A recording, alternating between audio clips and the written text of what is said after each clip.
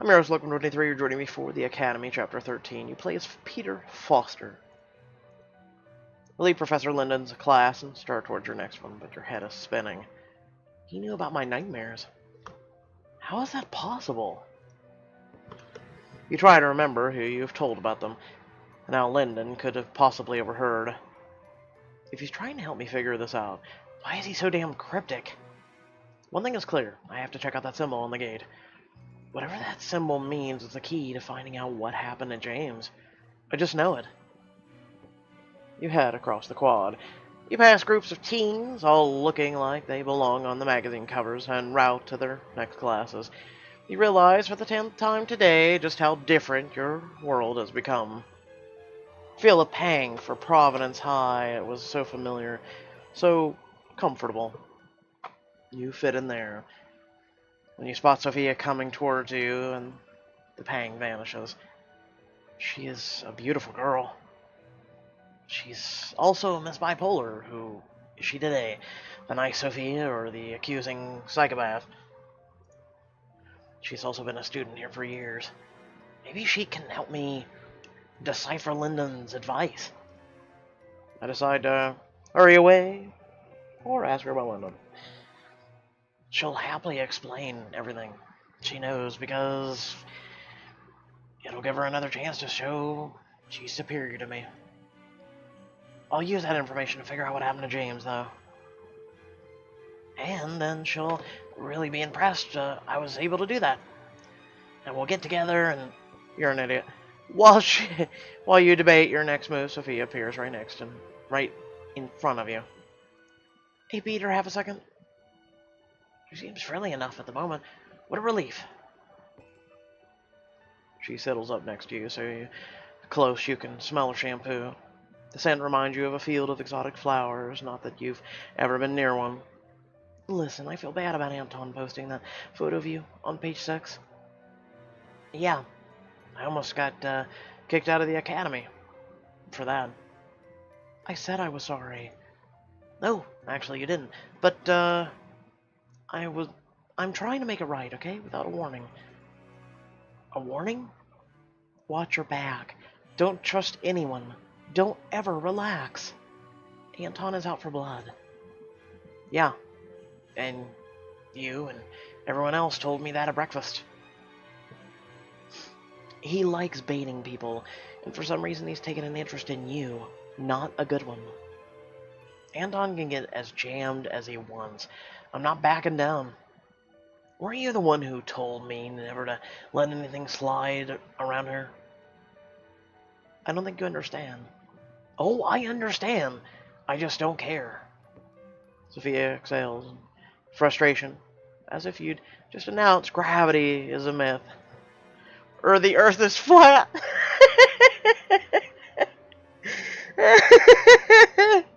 I mean, it's gotta be true. So what? You're concerned about me all of a sudden? Just giving friendly advice. Take it or leave it.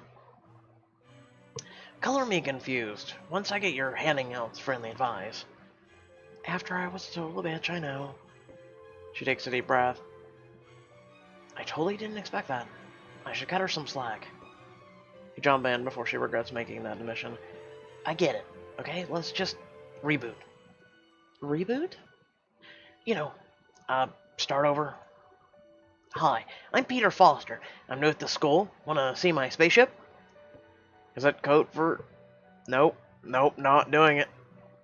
It's a stupid line, but Sophia's confused smile makes it worth the risk.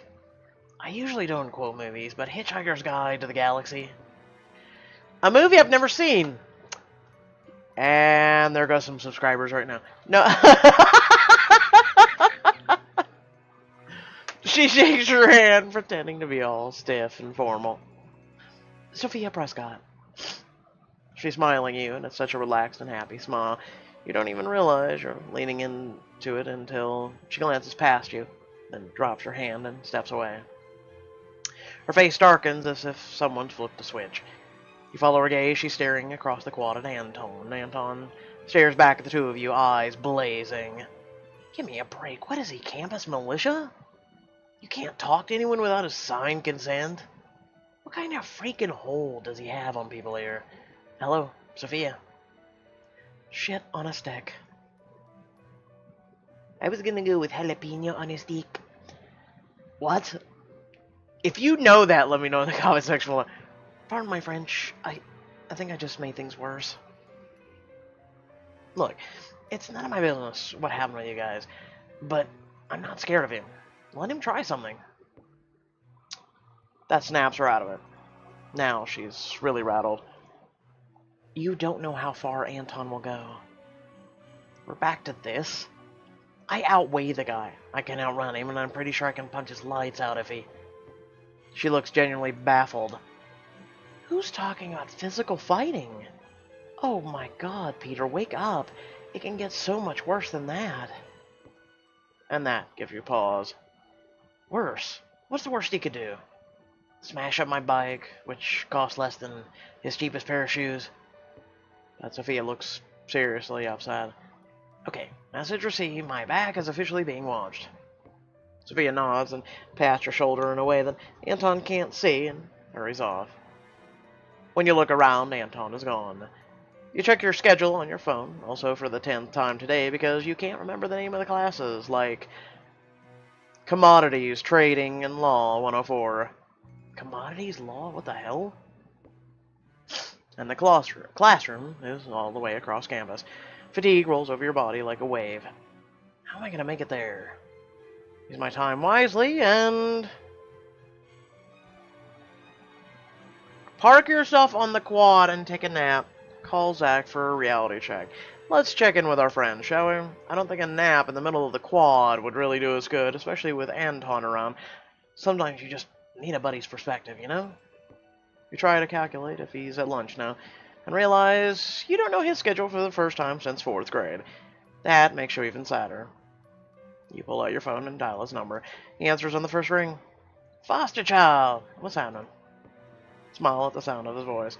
Dude, I got so much to tell you, and 90 seconds before class starts on the other side of campus. So give me the instant version while you dash. You take off at a ridiculously fast clip. Okay, so last night, I have this nightmare. I'm not acting like we're running and talking at the same time. Screw that shit. Hey, last night, where I was pulling James Harkin out of a tree. I wake up this morning. There's a bruise on my arm where the branches grabbed me. At breakfast, I almost punched Anton Volsky out in front of the entire school. I got called in the principal's office and almost expelled. And Sophia just warned me to be careful because Anton is coming after me in some evil rich kid way. And I got weird-ass advice from Professor Linden about how to find James. You take a breath, your voice drops. I don't even know what community trading is, and now I have a class in it. Just another day at the academy, I guess. Silence. Look at the phone and make sure you haven't lost the connection. Zach, you there? Zach finally speaks slowly. You tried to pull a guy out of a tree?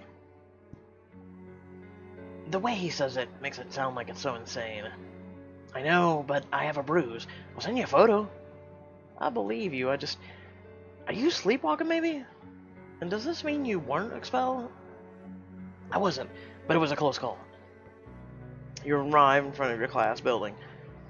Listen, lecture's about to start. Can I call you back?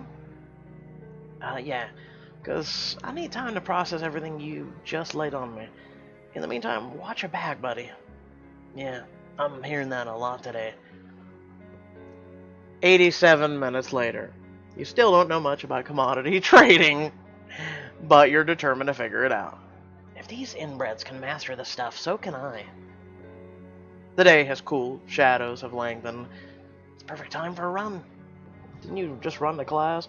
Just slip into the restroom and change clothes. The whole time you can't stop thinking about that forest, that tree, James's face. What was it Professor Linden said? Find the starting point. Walk towards the track, then stop to puzzle this out. If a lake is a starting point for an underwater dream, then the tree would be the starting point for the dream. What would the starting point be for a tree with a dude sticking inside of it? you would go to the source, which is the tree. You turn, almost subconsciously, towards the library. You remember the jogging track behind the library, and the chapel is a fence. Then on the other side of the fence, in the distance, is a forest. You hurry there to the exact place you saw the shrine for James Shaw Harkin. The stuffed animals and flowers are all gone. About 20 yards down is a gate, secured by a padlock that looks like it clamped up on in the 1700s. You study the fence, noting the sharp spikes at the top. Oh man, just looking at those makes my hands hurt. But this is a starting point, right? I mean, this fence was in my first nightmare. Now what? You look up and see it barely visible, etched in the ironwork near the top of the fence. The symbol. That's like the 5th time I've seen it.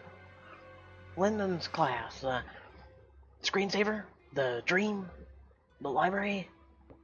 You reach out to touch it. The second you do, you hear a click. The padlock unlocks. Okay, this is my limit on weird shit for the day. They obviously didn't make very high-quality security products back then. You look past the gate. There's the forest, still and dark, waiting. There's no way in hell I'm going out there. I don't have a flashlight. I'm wearing my good running shoes. Oh, and it's against school rules. I try to avoid being expelled more than once a day. You stash your backpack in some bushes and forego the stretching to start with an easy pace. You're not 10 feet away, just picking up speed when you hear something weird. You slow down and look around. Was that a voice or the wind? You keep running, but you hear the sound again.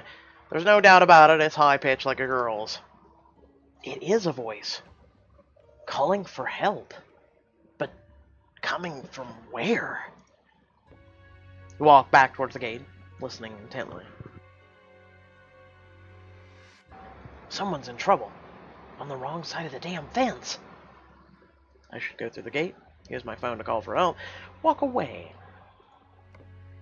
A rule is a rule. I can't afford to break anymore. I can always say I thought it was the wind, and then live forever with the knowledge I'm a total wuss who walked away from a scared little girl. You slip the padlock off and walk through the gate. You inch forward fully, expecting something bad to happen, but nothing happens at all. You stop. The quiet is unnerving. You nearly turn back, but the voice calls louder, pleading for help again.